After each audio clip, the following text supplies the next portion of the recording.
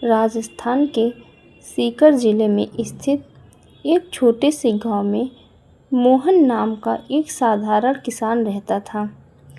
उसकी ज़िंदगी बेहद संघर्षपूर्ण थी। छोटा सा खेत, घर में बूढ़े माता पिता, पत्नी और दो छोटे बच्चे थे। इतने बड़े परिवार का खर्च उठाना उसके लिए दिन प्रतिदिन मुश्किल होता जा रहा था। कई बार तो ऐसा होता कि घर में खाना भी पूरा नहीं बन पाता था। मोहन बचपन से ही भगवान में आस्था रखता था, लेकिन जैसे जैसे कठिनाइयाँ बढ़ती गईं, उसका विश्वास भी डगमगाने लगा। वह अक्सर सोचता, अगर भगवान सच में हैं तो मेरी मदद क्यों नहीं करते। एक दिन गांव में एक साधु आए। उन्होंने गांव वालों को भक्ति और विश्वास का महत्व समझाया और खासकर खाटू श्याम बाबा की महिमा का गुणगान किया। साधु ने कहा, जो सच्चे मन से श्याम बाबा को पुकारता है उसकी हर मनोकामना पूरी होती है। बाबा अपने भक्तों की परीक्षा जरूर लेते हैं, लेकिन कभी उन्हें निराश नहीं करते। मोहन ने यह बात सुनी, लेकिन उसे विश्वास नहीं हुआ। फिर भी मन के किसी कोने में एक उम्मीद जागी। उसी रात उसने निश्चय किया कि वह खाटू जाकर बाबा के दर्शन करेगा। अगली सुबह वह बिना किसी को बताए केवल एक छोटे से झोले में सूखी रोटियां रखकर खाटू की ओर निकल पड़ा। रास्ता लंबा था और साधन सीमित। कई किलोमीटर पैदल चलने के बाद वह थक गया। धूप तेज थी, पैर छिल चुके थे और पानी भी खत्म हो गया था। तभी रास्ते में एक बूढ़ा व्यक्ति मिला। उस बूढ़े ने मुस्कुराते हुए पूछा, बेटा कहाँ जा रहे हो?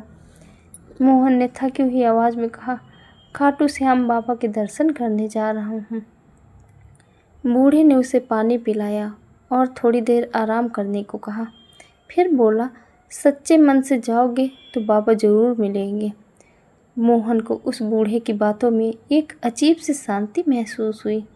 उसने धन्यवाद कहा और आगे बढ़ गया। कई दिनों की कठिन यात्रा के बाद आखिरकार वह खाटू पहुंच गया।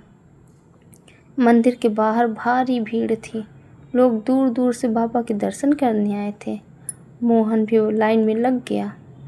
घंटों इंतजार के बाद जब उसकी बारी आई तो वह बाबा की मूर्ति के सामने खड़ा हो गया। उसकी आंखों से आंसू बहने लगे। उसने हाथ जोड़कर कहा, बाबा अगर आप सच में हैं तो मेरी मदद कीजिए। मेरे परिवार को भूखा मत रहने दीजिए। दर्शन के बाद वह मंदिर के एक कोने में बैठ गया। मन में शांति थी, लेकिन कोई चमत्कार अभी तक नहीं हुआ। उसने सोचा कि शायद उसकी भक्ति सच्ची नहीं थी। थोड़ी देर बाद एक पुजारी उसके पास आया और बोला, तुम बहुत दूर से आए लगते हो।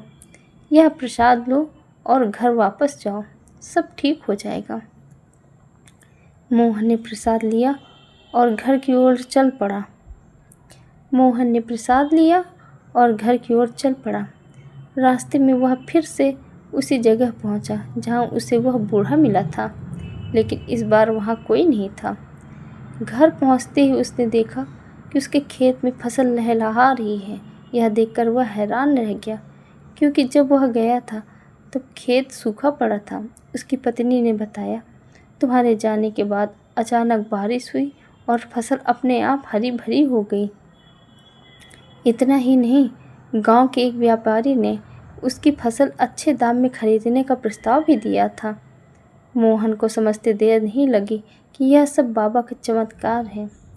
उसे उस बूढ़े व्यक्ति की याद आई जिसकी आंखों में एक दिव्यता थी। उसे एहसास हुआ वह कोई साधारण इंसान नहीं, बल्कि स्वयं बाबा का रूप था। उस दिन के बाद मोहन का जीवन पूरी तरह बदल गया। अब वह हर दिन बाबा का नाम लेता, दूसरों की मदद करता और कभी भी अपने विश्वास को कमज़ोर नहीं होने देता। गांव में भी उसकी कहानी फैल गई। लोग उसे बाबा का भक्त कहने लगे। जो भी उसकी कहानी सुनता, उसके मन में भी भक्ति और विश्वास की लौ जल उठती। मोहन अक्सर लोगों से कहता, बाबा चमत्कार ज़रूर करते हैं, लेकिन उससे पहले वे हमारे विश्वास को परखते हैं। अगर हम सच्चे मन से उन्हें पुकारें तो वे किसी न किसी रूप में हमारी मदद ज़रूर करते हैं। इस तरह एक साधारण किसान की ज़िंदगी में भी यह चमत्कार न सिर्फ उसके जीवन को बदल गया, बल्कि पूरे गांव के लोगों के लिए आस्था और विश्वास की एक मिसाल बन गया। यह कहानी हमें सिखाती है कि कठिन परिस्थितियों में भी हमें अपने विश्वास को बनाए रखना चाहिए। कभी कभी चमत्कार तुरंत नहीं होते, लेकिन जब होते हैं तो हमारी ज़िंदगी बदल देते हैं। बोलो खाटू नरेश की जय। अगर आपको यह कहानी पसंद आई हो तो मेरे चैनल को सब्सक्राइब करें, लाइक और कमेंट ज़रूर करें। कहानी सुनने के लिए धन्यवाद।